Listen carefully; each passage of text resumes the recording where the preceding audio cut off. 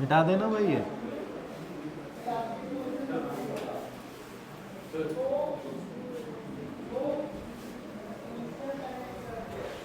सुनिए,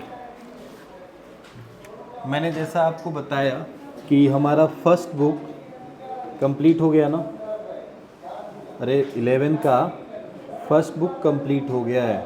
अब इस 11 के फर्स्ट बुक में हमने लास्ट चैप्टर जो पढ़े रोटेशनल, सर ने आपको ग्रेविटेशन पढ़ाया था। सेकेंड बुक स्टार्ट हो रहा है। सेकेंड बुक मैं स्टार्ट कर रहा हूँ। सेकेंड बुक में आपने चैप्टर का नाम तो सुना ही होगा, पढ़ा तो सबने है। पहला chapter mechanical property of solid, दूसरा मैकेनिकल प्रॉपर्टी ऑफ फ्लूइड, तीसरा क्या है मैकेनिकल प्रॉपर्टी ऑफ, मैकेनिकल नहीं है थर्मल है ना, थर्मल प्रॉपर्टी ऑफ मैटर, चौथा क्या है काइनेटिक थ्योरी ऑफ गैस, फिर क्या है थर्मोडायनेमिक, या इसके बाद है थर्मो, और इसके बाद क्या है केटीजी, फिर क्या है ऑक्सीलेशन, फिर क्या है वेव। ठीक है, ये हमारे इतने चैप्टर हैं इस पूरे बुक में। Solid, fluid, thermal properties, thermo, KTG, oscillation and wave, ये इतने चैप्टर पढ़ने हैं। इसमें से सॉलिड छोटा सा चैप्टर है, फ्लूइड थोड़ा बड़ा है, थर्मल प्रॉपर्टी मैटर भी छोटा है, ज़्यादा कुछ नहीं है। थर्मोडायनेमिक्स तुम 2 जगह पढ़ते हो तो इजी है। केटीजी थोड़ा सा समय लगेगा, और बचा ऑक्सीलेशन एंड वेव, तो ऑक्सीलेशन वेव इंपॉर्टेंट चैप्टर हैं इस बुक में। ठीक है, तो इस बुक में अभी सर सॉलिड पढ़ा देंगे आपको। फ्लूइड कोशिश किया जाएगा, अगर नहीं पढ़ाएंगे तो मैं ही पढ़ा दूंगा। जब तक वो सॉलिड ख़त्म करेंगे तब तक मैं ये चैप्टर निपटा दूंगा। ठीक है, थर्मल प्रॉपर्टीज़ ऑफ मैटर का। तो थर्मल प्रॉपर्टीज़ ऑफ मैटर अगर कंप्लीट हो जा रहा है और सर सॉलिड अभी नहीं ख़त्म कर पा रहे हैं, तो मैं फ्लूइड स्टार्ट कर दूंगा। सर को कुछ नेक्स्ट दे दिया जाएगा, कुछ भी पढ़ाने के लिए देखा जाएगा। बाकी उसमें थर्मो केटीसी में ही दिया जाएगा, क्योंकि गैप ना हो, समझ रहे हो ना। क्योंकि अब फिर मैं बोल दूँ ऑक्सीलेशन पढ़ा दो तो बीच में छूटा रहेगा, फिर टेस्ट का शेड्यूल मिसमैच हो जाएगा। तो चलेंगे टेस्ट के हिसाब से ही चलेंगे, बट ठीक है कोशिश किया जाएगा थोड़ा ये जल्दी जल्दी ख़त्म हो, अब समय बहुत कम बचा है। अब आइए बात करते हैं हम सबसे पहले, आ जाओ चैप्टर पे जो हमें आज पढ़ना है, थर्मल प्रॉपर्टीज ऑफ मैटर। अच्छा चैप्टर है। पहले तो इस चैप्टर में बेसिक कुछ पढ़ना ज़्यादा है ही नहीं। थर्मल प्रॉपर्टी, मैटर की अलग अलग थर्मल प्रॉपर्टीज़ होती है, उसी पे पूरा डिस्कशन करना है। बट डिस्कशन से पहले कुछ हमें बेसिक नॉलेज चाहिए, जैसे लाइक अ हीट के बारे में जानना है। किसके बारे में जानना है? टेम्परेचर में जानना है। कन्वर्जन समझना पड़ेगा, ठीक है, कन्वर्जन समझना पड़ेगा। हमें कैलोरीमेट्री पढ़नी पड़ेगी, कैलोरीमेट्री पढ़नी पड़ेगी। सर हमें थर्मोमीटर के बारे में जानना पड़ेगा, थर्मोमीटर के बारे में जानना पड़ेगा। डिफरेंट डिफरेंट थर्मोमीटर बनाएंगे डिफरेंट डिफरेंट स्केल पे, जिसमें कन्वर्जन से ही रिलेटेड होगा। फिर हम क्या पढ़ेंगे इसमें सर, हम पढ़ेंगे एक्सपेंशन, एक्सपेंशन सॉलिड का एक्सपेंशन, लिक्विड का एक्सपेंशन और गैस का एक्सपेंशन। जैसे सॉलिड को गर्म करोगे तो उसका कुछ नेचर होगा कि फैलता है, लिक्विड को गर्म करोगे तो उसका भी कोई रीज़न होगा फैलता है, मगर गैस के गर्म करने पे कुछ हो सकता है चेंज हो जाए कहानी।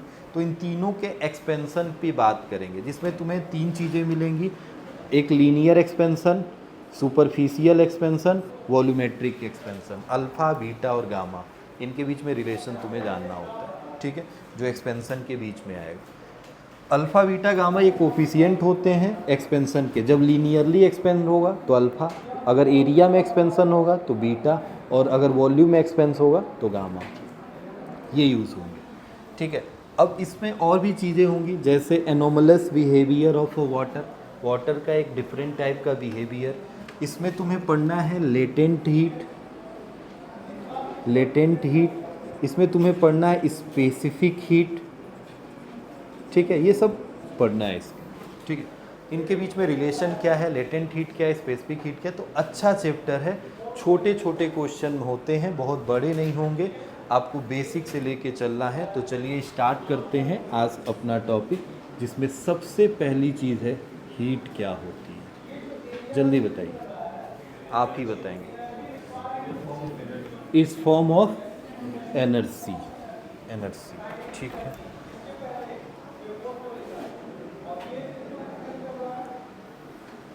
It is form of energy due to विच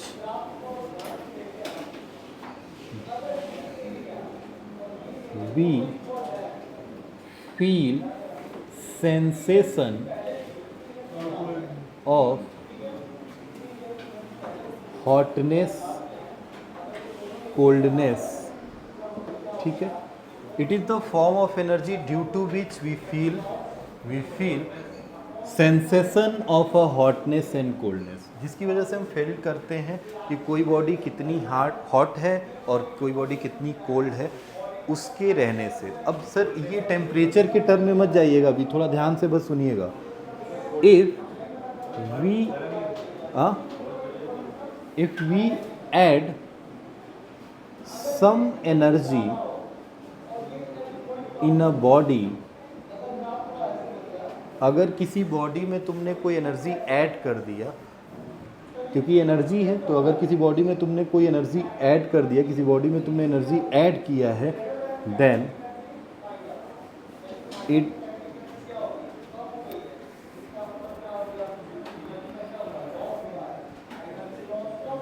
ऐसे लिख सकते हो, it degree of hotness increases, ठीक है। और अगर सेम कहानी, इफ वी रिमूव, अगर किसी बॉडी से सम एनर्जी रिमूव कर दिया गया in a body, then it degree of sensation या डिग्री ऑफ हॉटनेस है तो यहाँ पे क्या हो जाएगा, कोल्डनेस इंक्रीज। रिमूव करोगे तो कोल्डनेस इंक्रीज हो जाएगा, और अगर ऐड करोगे तो उसका हॉटनेस, मतलब बॉडी हॉट हो जाएगी, और अगर रिमूव करेंगे तो बॉडी कोल्ड हो जाएगी, ठीक है। ये हीट का एक पर्टिकुलर डिफिनीसन है, बट हीट के डिफिनीसन को बस हम ऐसे नहीं समझ सकते। Heat define according different theory, ठीक है। हीट को डिफरेंट थ्योरी से डिफाइन किया गया। एक थ्योरी जो सबसे पहली थ्योरी है उसको कहा जाता है कैलोरिक थ्योरी, कैलोरिक थ्योरी, ठीक है। जैसे आपने देखा होगा ना, लाइट को भी डिफरेंट थ्योरीज में पढ़ाया गया है। जैसे लाइट को वेव थ्योरी बोला गया, लाइट को पार्टिकल्स थ्योरी बोला गया, लाइट को डबल नेचर बोला गया, बहुत अलग अलग थ्योरी में पढ़ाया गया। वैसे हीट को भी डिफरेंट थ्योरी में डिफरेंट चीज़ें बताई गई हैं, जिसमें से पहली थ्योरी कैलोरिक थ्योरी थी। कैलोरिक का मतलब था, in this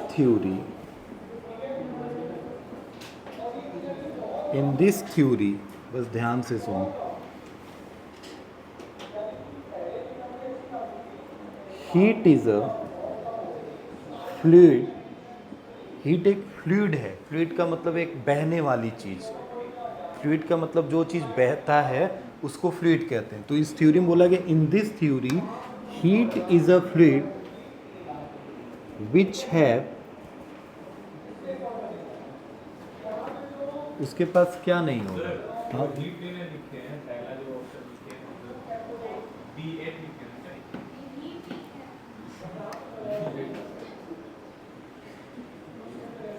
which have, heat है भाई, फ्लूइड विच हैव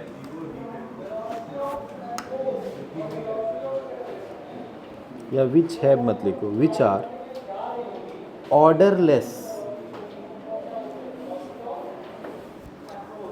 और क्या हो सकता है, कलरलेस, हाँ।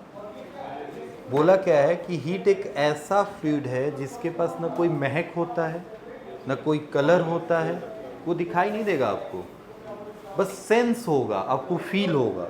इसमें बोला है it is fluid which are odourless, colourless etcetera, मतलब इनके पास ऐसा कोई चीज़ नहीं जो फिजिकल तुम जैसे मान लो पानी फ्लो कर रहा है तो पानी देख के तुम समझ जाओगे ना कि पानी है, क्योंकि उसके पास कलर है। अगर कोई उसमें फ्लूइड मतलब तुम थोड़ा सा तुम कलर डाल दो तो तुम्हें फील हो जाएगा। बट अगर कहीं लोहे को गर्म कर रहे हो और तुम उसमें थोड़ा सा कलर गिरा दो तो क्या तुम्हें पता चल जाएगा कि ये गर्म है कि ठंडा है? जब तक सेंस नहीं करोगे, टच नहीं करोगे, फिजिकल अपीयरेंस नहीं होगा, तब तक तुम्हें पता नहीं चलेगा कि उसका डिग्री ऑफ हॉटनेस या कोल्डनेस क्या है। ठीक है, तो बॉडी को जब तक हम फिजिकल अपीयरेंस में नहीं ला रहे हैं तब तक ये हम कॉन्सेप्ट नहीं समझ पा रहे, इसलिए मैंने बोला it is odourless and colourless. ठीक है, और this fluid is known as caloric. इसी फ्लूइड को किस नाम से जाना गया? कैलोरिक। इसीलिए इस थ्योरी का नाम पड़ा कैलोरिक थ्योरी। ठीक है, अब ये थ्योरी ज़्यादा कुछ नहीं एक्सप्लेन कर पाई। क्यों नहीं एक्सप्लेन कर पाई? तो तुम खुद सोच के देखो क्यों नहीं एक्सप्लेन कर पाई होगी। क्योंकि आज के डेट में हम ऐसा नहीं बोलेंगे कि किसी बॉडी में अगर कैलोरिक ऐड कर दिया गया तो उसका डिग्री ऑफ हॉटनेस बढ़ गया, और उस बॉडी से अगर कैलोरिक निकाल लिया गया, कैलोरिक का मतलब क्या है? कैलोरिक का मतलब मैंने क्या लिखा है, कोई फ्लूइड है ना, तो अगर उस बॉडी से वो कैलोरिक निकाल लिया गया तो क्या उसका डिग्री ऑफ कोल्डनेस बढ़ जाएगा, मतलब ठंडा हो जाएगी बॉडी। समझ गए? अब तुम ऐड करो और निकाल लो, रिमूव करो, ऐड करो रिमूव करो, बस यही कॉन्सेप्ट है। इसी से बॉडी हॉट हो रही है एंड कोल्ड हो रही है। बट सपोज दैट, मान लीजिए मैंने बॉडी में फ्रिक्शन कर दिया, एक हाथ दूसरे हाथ पे रगड़ दिया, तो क्या बॉडी का डिग्री ऑफ हॉटनेस बढ़ गया? तो इसमें तो मैंने ना कुछ रिमूव किया है और ना ही कुछ ऐड किया है, तो ऐसा क्या हुआ? तो इसीलिए थ्योरी फेल हो गई। This theory does not explain about the change of heat या change of the degree of hotness due to friction.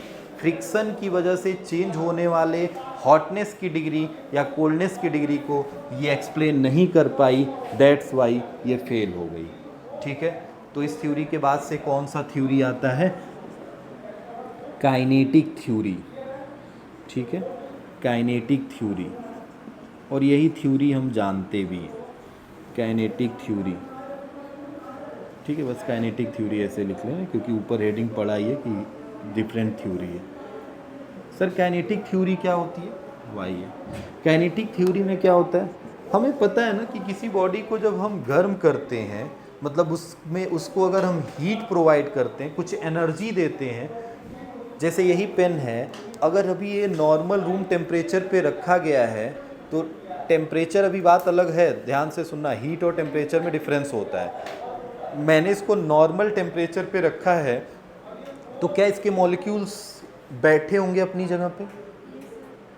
कभी भी मॉलिक्यूल एक जगह बैठा नहीं होता है, हर मॉलिक्यूल एक रैंडम वेरिएशन करते हैं अपने मीन पोजीशन से, वाइब्रेट करते रहते हैं। क्योंकि इस रूम का टेम्परेचर है 26 डिग्री सेल्सियस और 26 degree Celsius in the sense, अगर 27 डिग्री सेल्सियस है तो समझो केल्विन में 300 केल्विन होता है। तो 300 केल्विन नॉर्मल टेम्परेचर तो है नहीं, गर्म है। 300 डिग्री ठंडा टेम्परेचर नहीं है। 300 केल्विन का मतलब हो गया ज़्यादा केल्विन के हिसाब से। अब सेल्सियस में देख रहे हो तो 26 डिग्री सेल्सियस दिख रहा है, बट चेंज करोगे तो 300 केल्विन के अप्रॉक्स जाएगा। तो 300 केल्विन एक बड़ा टेम्परेचर है, बड़ा टेम्परेचर है, तो जाहिर सी बात है इसके मॉलिक्यूल्स क्या कर रहे होंगे, अपने मीन पोजीशन से धीरे धीरे वाइब्रेट कर रहे होंगे, एकदम हल्के हल्के। बट अगर मैं टेम्परेचर राइज करता हूँ तो क्या इनका वाइब्रेशन और बढ़ जाएगा? और टेम्परेचर बढ़ाने का मतलब क्या हुआ? टेम्परेचर मतलब आपने हीट दिया, आपने एनर्जी दिया, आपने एनर्जी दी होगी, आपने कुछ वर्क किया होगा, आपने एसी को रिमोट से बढ़ाया तो आपने वर्क किया, ये एसी ने वर्क किया। जब वर्क किया तो क्या हुआ? बढ़ गई एनर्जी। जब एनर्जी बढ़ी तो उसके क्या बढ़ गए हैं? मॉलिक्यूल्स के वाइब्रेशन बढ़े हैं, और मॉलिक्यूल्स के वाइब्रेशन जब बढ़ेंगे तो क्या होगा? तुम खुद सोचो।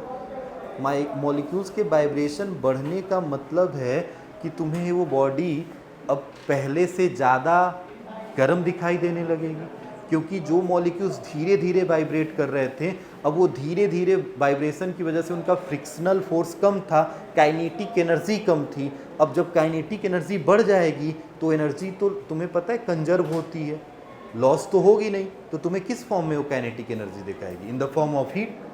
तुम्हें मॉलिक्यूल्स वाइब्रेट होते हुए दिखाई देगा? नहीं, तुम्हें मॉलिक्यूल्स नहीं दिखाई देगा वाइब्रेट होते हुए, इसलिए तुम्हें वही एनर्जी किस फॉर्म में दिखाई देगी? हीट के फॉर्म में। मतलब लगेगा कि बॉडी का क्या बढ़ गया? डिग्री ऑफ हॉटनेस बढ़ गया। समझ गए इतनी बात? तो इसमें यही बोला गया काइनेटिक थ्योरी में कि all substance molecule are in motion at a normal temperature. अच्छा, एक चीज़ ये भी है, मैंने बोला ना कि सारे सब्सटेंस के मॉलिक्यूल्स मोशन में होते हैं एक नॉर्मल टेम्परेचर पे। तो तुम पूछोगे सर किस मोशन में, क्योंकि अभी तक तुमने कितने मोशन पढ़ लिए? 3 मोशन। तो तीनों मोशन हो सकता है। इट डिपेंड ऑन, वो डिपेंड करेगा कि आपने टेम्परेचर क्या रखा है। समझ रहे हो? और दूसरी बात, वो डिपेंड करेगा कि वो सब्सटेंस कैसा है। जैसे मान लो तो लिक्विड है, उसको गर्म करोगे तो क्या वाइब्रेशन भी होगा, हो सकता है रोटेटरी भी करने लगे। पानी गर्म करते हो तो देखते हो घूमने भी हल्के हल्के मॉलिक्यूल्स लगते हैं, एक नीचे से ऊपर जाएगा, ऊपर से नीचे आएगा, बुलबुला ऐसे फेंकेगा, और दूसरी चीज़ उसमें रोटेशन भी स्टार्ट हो जाएगा। तो डिपेंड, मैंने बस मोशन लिखा है, ये मोशन कितने तरह के हो सकते हैं? रोटेशनल, रोटेटरी, ट्रांसलेटरी, वाइब्रेशनल, कुछ भी हो सकता है। ये डिपेंड किस पे करेगा? टेम्परेचर पे डिपेंड करेगा, और दूसरा सब्सटेंस पे डिपेंड करेगा। ये बात याद रखिएगा।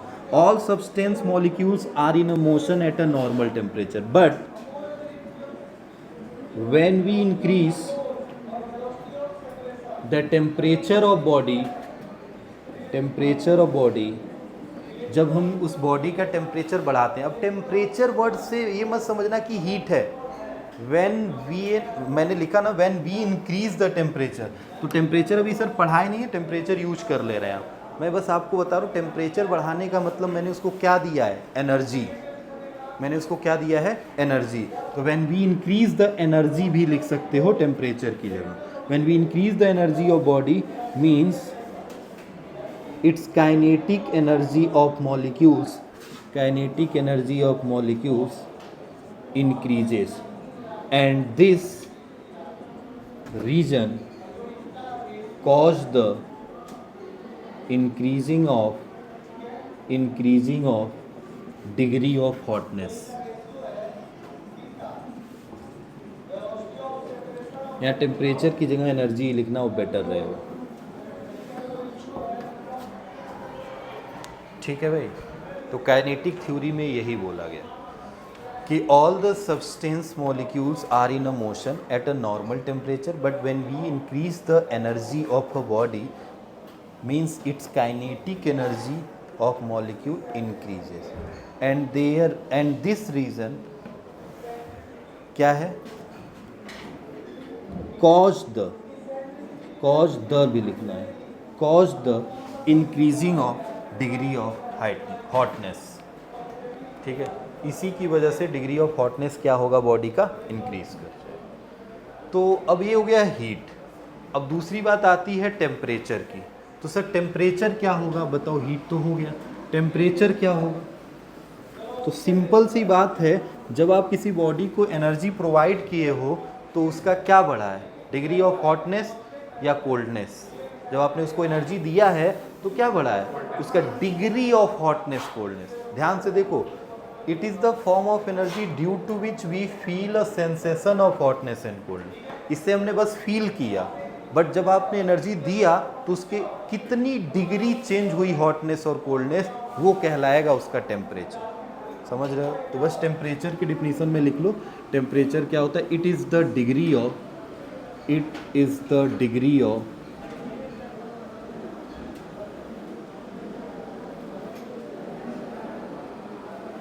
Hotness and coldness. ठीक है?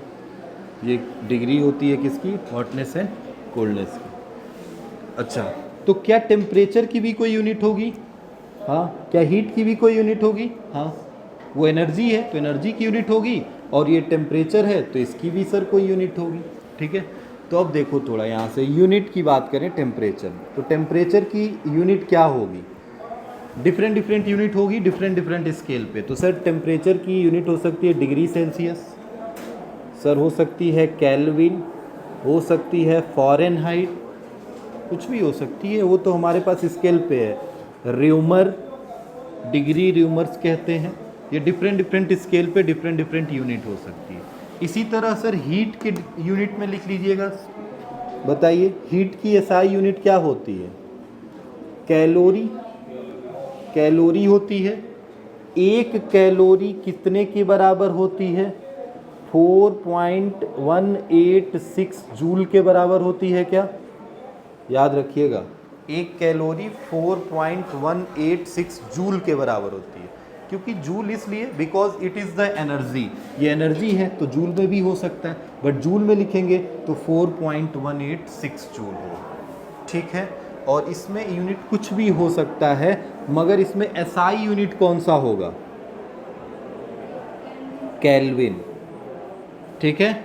हमेशा बड़ी यूनिट में जो यूनिट यूज़ होगा वो कौन सा होगा? केल्विन, ठीक है। अभी बात करेंगे कैसे केल्विन और डिग्री सेल्सियस में आएगा ये बात। थोड़ा सा 2 मिनट समय दो, अभी छोड़ रहा हूँ क्योंकि आपकी छुट्टी होने वाली है, तो बस 2 मिनट टाइम दे दो। हमारे पास ये चीज़ तो मिल गई, हम समझ गए हीट क्या है, टेम्परेचर क्या है। अब ये बॉडी है, इस बॉडी में मैं पूछूं हीट के बारे में, तो तुम हीट का मतलब क्या बोलोगे? अब मैं जैसे मान लो आपसे मैंने बोला कि राइट ऑफ 4 डिफरेंस, बस एक बेसिक आइडिया लेना चाहता हूँ बिटवीन हीट एंड टेम्परेचर, इतना ही बता के मैंने आपसे बोला right of 4 difference between heat and temperature. तो सुनो ध्यान से, आप 2 कॉलम बनाओगे, हीट और टेम्परेचर। हीट क्या होता है सर? पहला तो डिफिनीशन हो गया, it is the form of energy due to which we feel the sensation of hotness and coldness. इसमें क्या है sir? It is the degree of hotness and coldness. ये कितना डिग्री आपका हॉटनेस एंड कोल्डनेस बढ़ा है ये बताएगा। इसमें बस हम फील कर सकते हैं, बता नहीं सकते कितना बड़ा है, बस हम फील करेंगे कि हाँ सर ये गर्म है और ये क्या है? ठंडा। इसमें कितना गर्म है और कितना ठंडा है ये भी बताया जा सकता है, क्योंकि डिग्री है ये। क्लियर? अच्छा, दूसरी चीज़, टेम्परेचर को बढ़ाने का रीज़न कौन है? हीट। आपने एनर्जी दिया तभी तो डिग्री बढ़ा, डिग्री तभी तो बढ़ा। तो इसका मतलब एक कॉज है और ये क्या है? इफेक्ट है। ये कॉज है और ये उसका इफेक्ट है। दूसरा डिफरेंस हो गया। तीसरा डिफरेंस, हीट क्या होता है? टोटल चेंज होता है। क्या होता है? यहाँ डिफिनीशन एक और, अगर कुछ नहीं याद आया ना तो सिंपल सी बात बोलेंगे काइनेटिक थ्योरी के according, it is the total change of the kinetic energy of the molecules. Molecule जितने, मान लो एक मेरे पास एक पेन है, इस पेन में जितने मॉलिक्यूल्स हैं, क्या सारे मॉलिक्यूल्स अपनी काइनेटिक एनर्जी को चेंज करेंगे? तो उनके सारे टोटल जितने भी मॉलिक्यूल्स हैं उनकी काइनेटिक एनर्जी के चेंज को ही हम किस नाम से जानेंगे? हीट। तो हीट में लिखेंगे it is the total change in a kinetic energy. और टेम्परेचर में क्या होता है सर? टेम्परेचर में टोटल नहीं होता है, हम सारे मॉलिक्यूल्स के काइनेटिक एनर्जी के चेंज का एवरेज निकालते हैं, वही उसका क्या कहलाता है? टेम्परेचर। तो क्या लिखेंगे? It is the average change of the kinetic energy. ये बात याद रखिएगा, it is the average change of kinetic energy. और जबकि ये क्या होती है? Total change in a kinetic energy. Clear है भाई? एवरेज चेंज होगा काइनेटिक एनर्जी का और ये टोटल होगा। अच्छा, और लास्ट यूनिट लिख दोगे भाई, इसकी यूनिट क्या होती है? जूल या कैलोरीज, और इसकी डिग्री सेल्सियस या केल्विन। क्लियर है? खत्म? ठीक है, तो रहने दिया जाए इतना। ठीक है, रहने दे रहा हूँ। बस मैं बस आपको स्टार्ट करूँगा कल ना, थोड़ा सा इसको जल्दी ख़त्म करना है।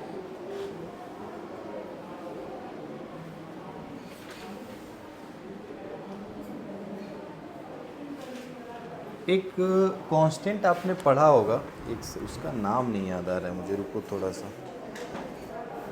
कैपिटल जे कांस्टेंट पढ़ा है ना? आप पढ़े ही नहीं होगे कुछ।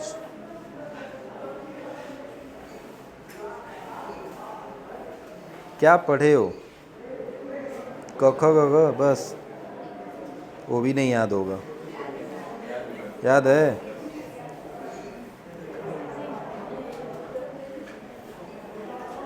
कैपिटल जे आपने नहीं पढ़ा है? अभी पिछले चैप्टर में मैंने बताया था जूल्स कांस्टेंट, याद है वर्क पावर एनर्जी में जूल कांस्टेंट कैपिटल जे आपने पढ़ा था। जूल मैकेनिकल इक्विवेलेंट कहते हैं इसे, जूल मैकेनिकल इक्विवेलेंट, ठीक है। ये जूल मैकेनिकल इक्विवेलेंट एक कांस्टेंट होता है।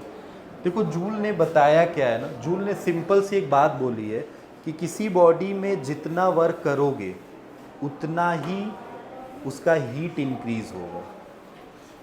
जाहिर सी बात है, मान लो अभी मैंने वर्क कैसे किया, ये पेन है, अगर इसको लेके मैं हाथ पे ऐसे रब कर रहा हूँ तो क्या ये इसका और इसका दोनों गर्म हो गए हैं? तो हीट इंक्रीज तभी किया जब आपने वर्क किया। अब कैलोरिक थ्योरी के अकॉर्डिंग भी उसमें से कुछ अगर निकालोगे या डालोगे, इंक्रीज कर रहे हो अगर, तो degree of hotness and coldness में क्या था, आपने फ्लूइड को या तो क्या किया, उससे ऐड कराया या तो रिमूव कराया। तो ऐड एंड रिमूव करने में भी तो कुछ वर्क करना पड़ेगा। तो आपने जितना वर्क किया है ना, वही उसके चेंज किस चेंज में आएगा, हीट के चेंज। हीट को किससे रिप्रेजेंट करते हैं, क्यू से। तो सर जितना वर्क करेंगे उतना ही उसका क्या चेंज होगा, क्यू। तो W इज इक्वल टू पता है क्या लिखेंगे, J इंटू में Q। ये प्रोपोर्शनलिटी साइन हटेगा तो J आएगा, और यही J क्या कहलाएगा, W अपॉन में Q। समझ रहे हो, यही J कहलाता है जूल मैकेनिकल इक्विवेलेंस।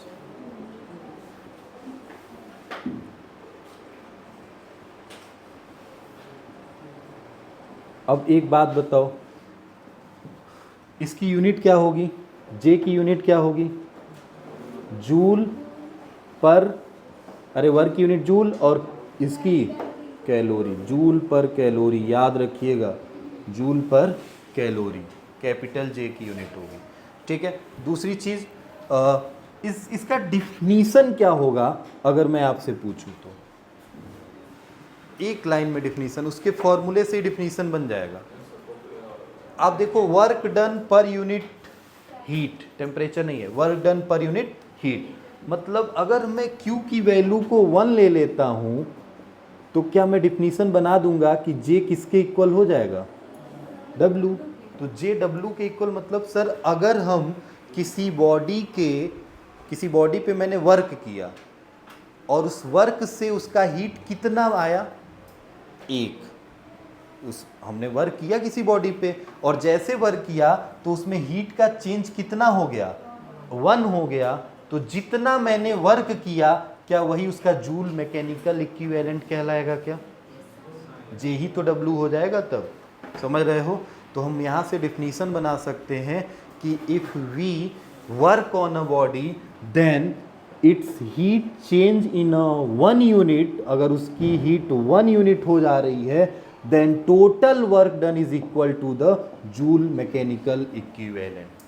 ठीक है, यहाँ से डिफिनीशन उसका बन सकता है और ये यूनिट हो गई जूल पर कैलोरी, याद रखिएगा। चलिए आगे बात करेंगे कल।